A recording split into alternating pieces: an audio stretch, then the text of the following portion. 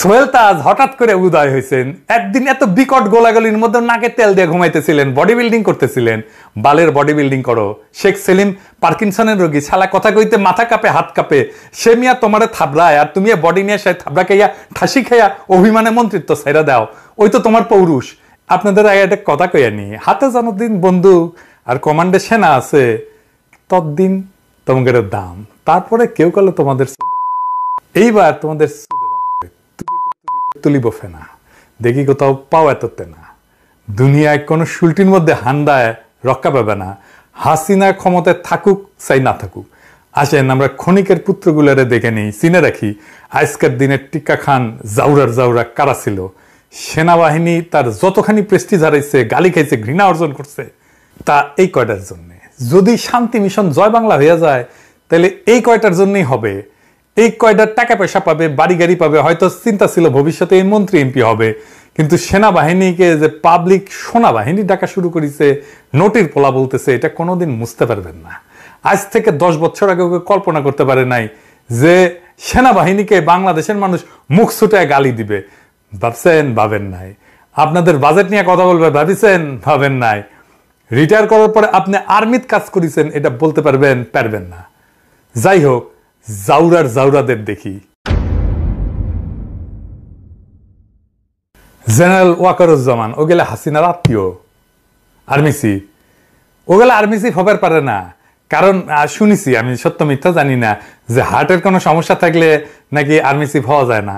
তো ওর নাকি হার্টের সমস্যা আছে, মানে ওর নাকি হার্টের মধ্যে কি কি লাগানো হয়েছে আর কি।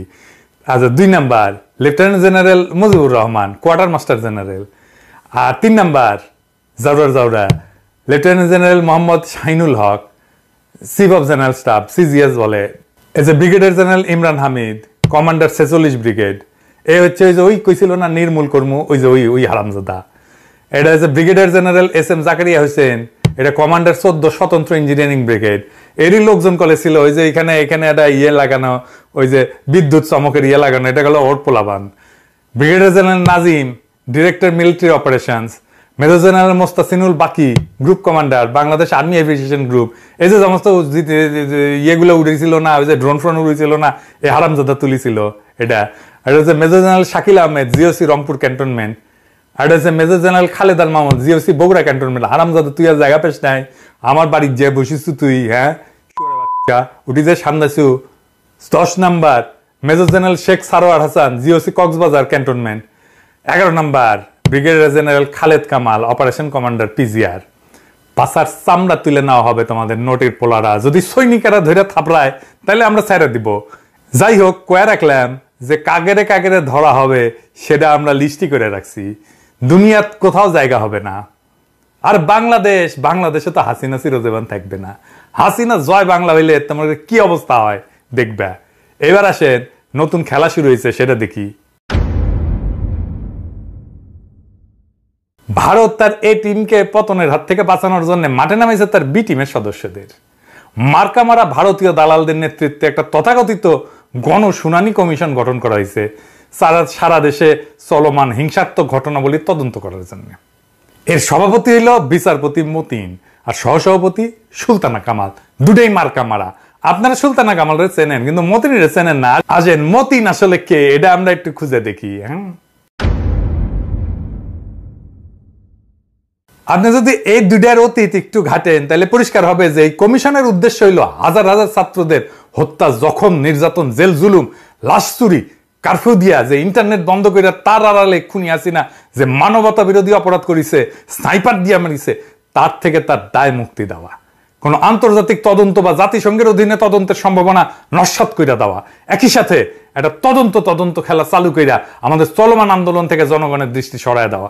হাসিনার এটা প্ল্যান। আপনি দেখবেন হাসিনা নিজেই তার মন্ত্রীদের বিরুদ্ধে তদন্ত দুদক লাগায় দেয়, তারপরে দুদক এসে কয় ঠিক আছে, কোনো সমস্যা নাই। বুঝেছেন? সবগুলা করেছে। এই যে ইয়ে আছে না, এই যে মাদারসোদ আলী, যে মোদাসের আলী আছে না, ওর পিছেও কিন্তু লাগাইছিল দুদক। তারপরে কইছে ক্লিন। বুঝছাও? এই যে বিচারপতি মতিন কে, এই হচ্ছে সেই কুলাঙ্গার যে বাংলাদেশের জাতীয়তাবাদের অন্যতম প্রধান প্রতীক আমার দেশ পত্রিকার সম্পাদক ডক্টর মাহমুদুর রহমানকে ভিত্তিহীন মামলায় আইনে যে সর্বোচ্চ সাজার বিধান আছে না, তার চেয়ে অধিক সাজা প্রদান করছিল। 2010 সালের আগস্ট মাসে আপিল বিভাগ 3 দিন ধরে মাহমুদুর রহমানের বিরুদ্ধে একটা আদালত অবমাননার অভিযোগের শুনানি করে। আদালতের যে বেঞ্চে শুনানি হয় তার 2 নম্বর বিচারক ছিল মতিন। এর মধ্যে সবগুলো আছে, কিন্তু ওই যে খাইরুল আছে না, হারামজাদা শুয়ারের বাচ্চা, আর আছে না ওই যে মিজান, এই যে আমাদের সিনহা, ও কলে ছিল, সব কয়টা মার্কা মারাগুলো ছিল। এই যে দেখেন, এই যে রায় ট্রান্সক্রিপ্ট, হ্যাঁ, এই যে মতিনের নাম প্রথম পাতায়, প্রধান বিচারপতির পরেই। শুনানির সময় মতিনের আচরণ সম্পর্কে মাহমুদুর রহমান একটা বই লিখেছিল, জেল থেকে জেলে। ওই বই থেকে আমি একটু পড়ি। হ্যাঁ, শুনানির প্রথম দিন থেকে বিচারপতি এম এ মতিন, বিচারপতি এবিএম খায়রুল হক এবং বিচারপতি এস কে সিনহার আক্রমণাত্মক ভূমিকা লক্ষণীয় ছিল। প্রধান বিচারপতি মোহাম্মদ ফজলুল করিম মাঝে মাঝে মন্তব্য করছিলেন। বিচারপতি শাহ আবু নাইম মমিনুর রহমান গম্ভীর মুখে কেবল শুনেই গেছেন। বিচারপতি এম এ মতিন গত 3 দিনে অন্তত 12 বলছেন, সংবাদ সত্য না মিথ্যা এটা বিচার্য বিষয় না, সংবাদ প্রকাশ করায় আদালতের কোনো অসম্মান হয়েছে কিনা সেটাই মূল প্রশ্ন। কথা বলার অনুমতি পেয়ে স্ট্যান্ডের দিকে এগোচ্ছি আর ভাবছি সূচনাতে আদালতের মনোভাব স্পষ্ট। মাইক স্ট্যান্ডে কাগজপত্র রাখার জায়গায় আমার দলিল দস্তাবেজ ঠিক মতো রাখতেও পারিনি। দ্বিতীয় দফার আক্রমণ এলো। এবারের লক্ষ্য আমি। বিচারপতি এম এ মতিন অনেকটা ধমকের সুরে বললেন, লিখিত এফিডেভিটের বাইরে আমি কোনো কথা বলতে পারবো না। এই আঘাতের জন্য প্রস্তুত ছিলাম না। বেঞ্চ থেকে অপমানের চূড়ান্ত করা হলো আমাকে। আমি নিজেকে এই সেই মনে করি। সম্পাদক হওয়ার কি যোগ্যতা আছে আমার? আমি অ্যাপ্রেন্টিস সাংবাদিক হওয়ার জন্য কখনো পরীক্ষা দিয়েছি কিনা? আমার তুচ্ছ শিক্ষা দীক্ষা। আমি এতই অভব্য যে বিচারপতিদের নামের আগে মাননীয় লিখতে হয় তাও জানি না। সাংবাদিকতা না জানা আমি একজন চান্স বা দৈবক্রমে সম্পাদক, চান্স এডিটর। এই যে কইছিলে হারামজাদা কইছিল মতিন। ইত্তেকার আক্রমণে ধূলিসাৎ করে দেওয়া হলো আমাকে। বিচারপতি এম এ মতিন রুলিং দিলেন, আদালত অবমাননার মামলায় সত্য কোনো কৈফিয়ত না, ট্রুথ ইজ নো ডিফেন্স। মানে সত্য এইটা কোনো কৈফিয়ত দিতে পারে না, এটা কইছে এই আরামজাদা। বেঞ্চের বৃদ্ধপ্রাত্যক মন্তব্যে হাসির তোরে আমার ক্ষীণ কণ্ঠ চাপা পড়ে গেল। চারপাশ থেকে আঘাতের পর আঘাত ঠেকানোর ব্যর্থ চেষ্টায় শেষ পর্যন্ত পরাজিত হতেই হলো। চরম বৈরী পরিবেশে কেবল মনের জোরে টিকে থাকা অসম্ভব বোধ হলো। গভীর হতাশায় নিমজ্জিত হলাম। এই বৈরী আদালত মাহমুদুর রহমানকে 6 মাসের কারাদণ্ড, 1 লাখ টাকা জরিমানা, অনাদায়ে আরো 1 মাসের জেল এই রায় দেয়। বাংলাদেশের ইতিহাসে এর আগে কাউকে মানহানির মামলায় এইরকম দণ্ড দেওয়া হয়নি। বিচারপতি নামধারী এই মতিন এই অভূতপূর্ব দুষ্কর্মের অন্যতম কারিগর ছিল। আদালত অবমাননা মামলায় 1 লাখ টাকা জরিমানার বিধান আমাদের দেশের আইনে নাই। এই মতিন গং আইনের বাইরে যায় তাকে জেল ছাড়াও নজিরবিহীনভাবে 1 লাখ টাকা জরিমানার সাজা দিছিল। এর কারণ হিসেবে মতিন গং বলছিল এটা করা হয়েছে আদালতের অন্তর্নিহিত ক্ষমতা বলে, যেটা সম্পূর্ণ মিথ্যা। প্রচলিত আইনের সীমানার বাইরে গিয়া কাউকে অতিরিক্ত শাস্তি দেওয়ার ক্ষমতা আদালতের নাই। অথচ প্রধান বিচারপতি হওয়ার ইঁদুর দৌড়ে খুনি হাসিনাকে তোষামত করার অসুস্থ বাসনা থেকে এই কুলাঙ্গার তার সহযোগীরা ডক্টর মাহমুদুর রহমানকে কেবল শুনানি চলাকালে অপমান করে নাই, অন্যায় শাস্তি দেয় নাই, উপরন্ত আইন বহির্ভূতভাবে অতিরিক্ত সাজা দিছে।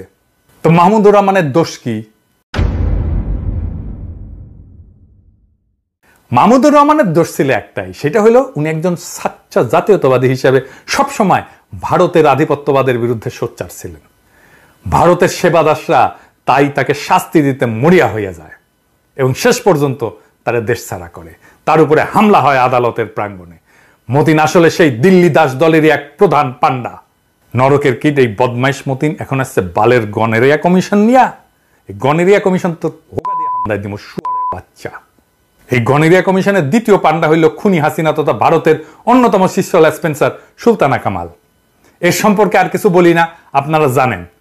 এই গনেরিয়া কমিশন এমন সময় গঠন করা হইল যখন গণখুনি হাসিনা মানবতা বিরোধী অপরাধের বিশ্বাসযোগ্য এভিডেন্স পাওয়া গেছে এবং আন্তর্জাতিক অপরাধ আদালতে তার বিরুদ্ধে মামলা দায়ের করার ভিত্তি তৈরি হয়েছে এবং অনেকেই কাজ করতেছে, সিরিয়াস কাজ করতেছে। ইতিমধ্যে আমরা কয়েকজন আন্তর্জাতিক বিশেষজ্ঞদের সাথে প্রাথমিক আলাপ করছি এবং তাদের পরামর্শ মোতাবেক তথ্য প্রমাণ সংগ্রহ করা শুরু করছি। আমি নিজে আপনাদের অনুরোধ করছি তথ্য প্রমাণ পাঠাতে, অন্যরাও করছেন। এই গনেরিয়া কমিশন প্রবাসী বাংলাদেশিদের এই উদ্যোগ নস্যাৎ করার জন্য গঠন করা হয়েছে। আমরা শুনলাম না এত গুরুত্বপূর্ণ উদ্যোগ না হইতেছে, প্রকাশ্যে কোনো আলোচনা হইল না। হঠাৎ করে সুলতানা কামাল আর ফটকা মতিন হাজির হইল এই কমিশন নিয়ে। ছাত্রদের উপরে সীমাহীন বর্বর আক্রমণের 2 সপ্তাহে কিন্তু তাদের কোনো আওয়াজ পাওয়া যায় নাই। কোথায় ছিল তারা যখন খুনি হাসিনার বাহিনীরা ছাত্রদের ভিনদেশি হানাদারদের মতো হামলা কইরা খুন জখম করতেছিল, ব্লক রেড করতেছিল? তারা এই বালের কমিশনটার নাম দিল জাতীয় কমিশন। জাতির সাথে কথাবার্তা নাই, জাতি জানতেও পারলো না, কিন্তু জাতির নামে কমিশন হয়ে গেল। কি চমৎকার কথা, একেবারে খুনি হাসিনার ডামি নির্বাচনের মতো।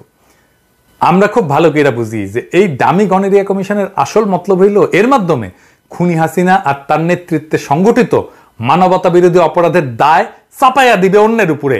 আমরা এই কমিশনের বিভিন্ন পদে যাদের নাম দেওয়া হয়েছে তাদের আহ্বান জানাই তারা যেন এই দুষ্ট উদ্যোগ থেকে নিজেদের নাম প্রত্যাহার করেন, না হইলে গণদুশ্মন হিসেবে বিবেচিত হবেন। তারা যদি প্রকৃতই বাংলাদেশের চলমান মানবতা বিরোধী অপরাধের তদন্তে পজিটিভ ভূমিকা রাখতে চান, তাহলে আন্তর্জাতিক অপরাধ আদালতে মামলা দেওয়ার যে প্রক্রিয়া প্রবাসীরা ইতিমধ্যে শুরু করছেন, সেই উদ্যোগে সামিল হওয়ার আহ্বান জানাই। এটা নিয়ে আমি আপনাদের বিস্তারিত জানাবো, কারা এটা করতেছে, কিভাবে হচ্ছে, এটা আমরা জানাবো খুব শীঘ্রই, সম্ভবত এর পরের এপিসোডেই আমি জানাবো। এবং কাজ কিভাবে আগাচ্ছে, কিভাবে আমরা কাজটা করব, সেটাও আমরা জানাবো। এই গণকমিশনকে বলতেছি যে গণকমিশনে মতিন আর সুলতানা কামাল আছে, সেটা আমাদের কাছে গণেরিয়া কমিশন। এর মধ্যে অনেক ভালো মানুষ আছেন, আমি অনেককেই ব্যক্তিগতভাবে চিনি। আপনাদেরকে আমি আহ্বান জানাবো এই কমিশন থেকে নিজেদের নাম প্রত্যাহার করেন, অথবা এই দুইজনকে পাছায় লাথি দিয়ে বের করে দেন। এদের সাথে নিয়ে কাম শুরু করলে আমি কিন্তু পাছার চামড়া লাল করে দেবো সবারই। সরি করার টাইম পাইবেন না কেউ, আমি চিনি বা না চিনি, যতই ভালো মানুষ হন না কেন।